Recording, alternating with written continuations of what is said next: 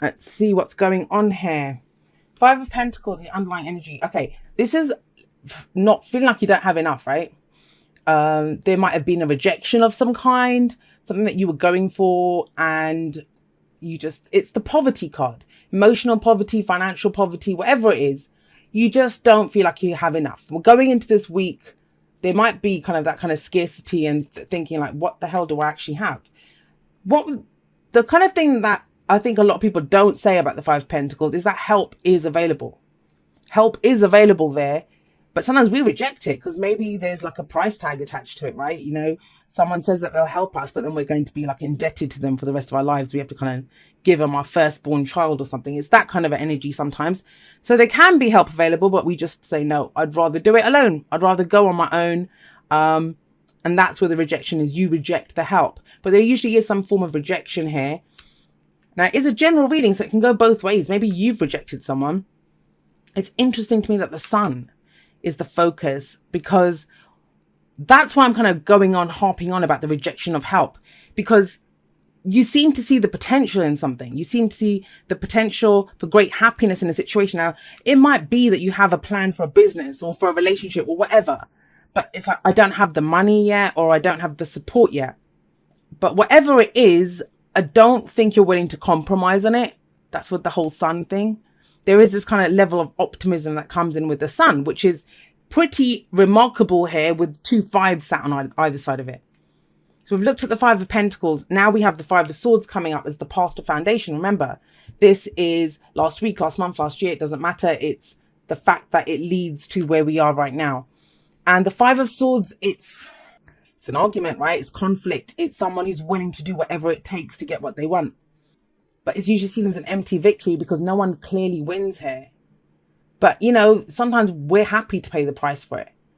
We're happy to pay the price. And that's kind of like a theme. Think about it.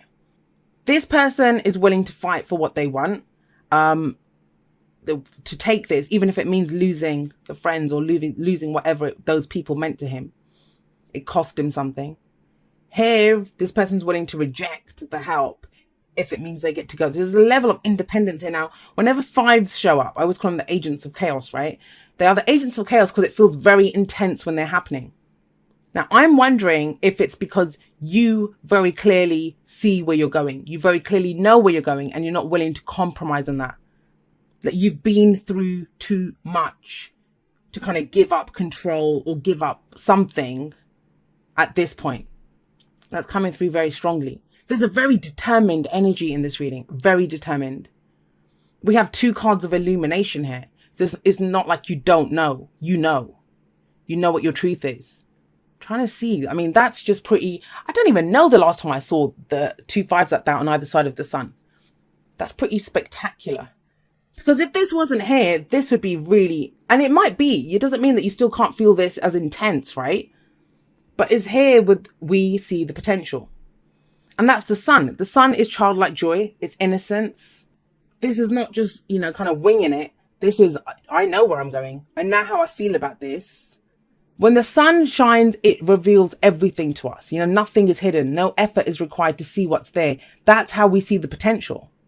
And that's how you know where you're going. Your focus, you're kind of like, your focus is directly, your blinkers on, screw this stuff that's happening on the sides. I know where I'm going.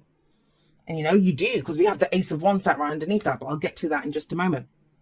Now, where does all of this lead? Well, we have the Knight of Swords coming up in the present. Like I said, that's your energy. That's air energy, Gemini, Libra, Aquarius. But the thing with the Knight of Swords is he knows his truth. He knows what his truth is. And he's willing to act in his very spontaneous energy. He comes charging in out of nowhere, kind of blurts out his truth. So just going to say this, Gemini, you guys might be unleashing your truth on a few people. And it's not always the most pleasant of truths. It is the truth. It is the truth, but it's not always the most pleasant. I mean, it could be with the Five of Pentacles here. If someone's trying to offer you something and you're like, well, I don't need it. You know, I'm fine on my own. I'll take care of it. I'll do it myself. Because you know there's strings attached. That's what I was trying to say before. Price tag. Strings attached to whatever the help is or the offer is. Now, for others of you, I'll just say this because it can be flipped, right? It might be that you're in this situation and somebody else comes in, because the Knight of Swords can come in from anywhere.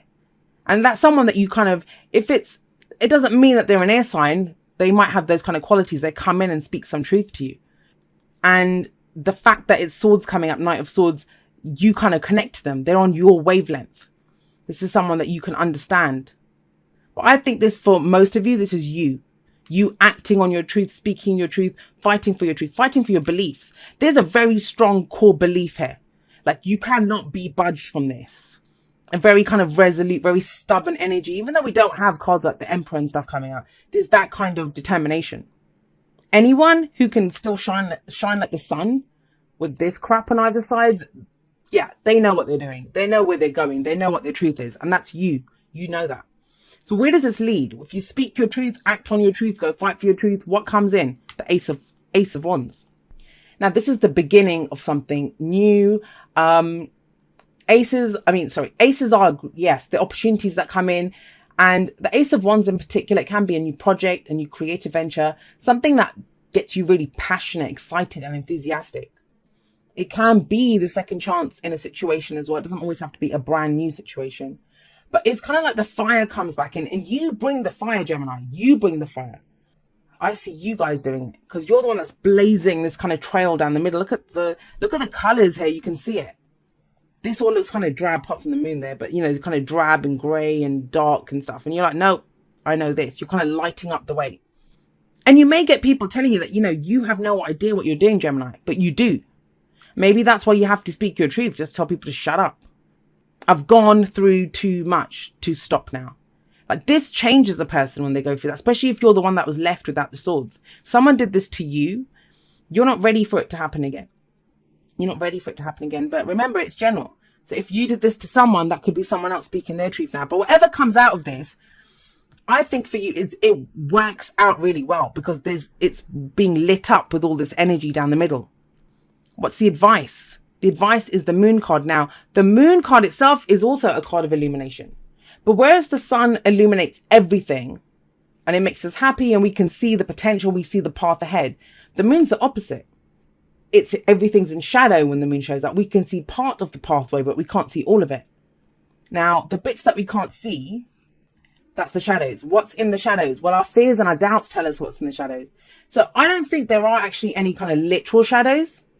The moon card here, it's about, I think for you, it's about, can you walk this path in faith? And even if there are shadows, think about it. The sun's already shining here. It's illuminating everything. But you still, what's the doubt? Is it this? Is it because you're worried this will happen again? And I think the advice coming up with as the moon is trying to get you to, it's all well and good kind of fighting for what you believe in, starting something new, having passion, having excitement, having creativity, all of that. But when you choose your words, because the Knight of Swords can be blunt, you know, he can deliver, he's not very tactful in the way that he delivers his truth. Are you doing it from fear of that this will happen again? It's like, I don't want that to happen again. If it's a new situation or a new person that you're dealing with and you kind of unleash all that on them because someone else did that to you. And the moon could be telling you that. It's saying, you know, trust your intuition on this, that they're not the same person. As long as you're kind of resolute and you stick to your truth, speak from your place of truth, you don't have to cut other people with your words. I kind of get that with the moon here. I'm going to pull a clarifier though for the moon. Let's see. So this is very intuitive energy. She's very intuitive. She comes from her heart space. And I think that's what it is. It's kind of asking you to kind of be a little softer in your approach, because that's the advice. It's all great. It's all good. Please do fight for your truth. You know, go for this. But if we're doing it because we've been rejected, you know, we see a path forward, and it's about being considerate. You know, you can speak your truth. You can say it in a million different ways, but you don't have to be harsh with it.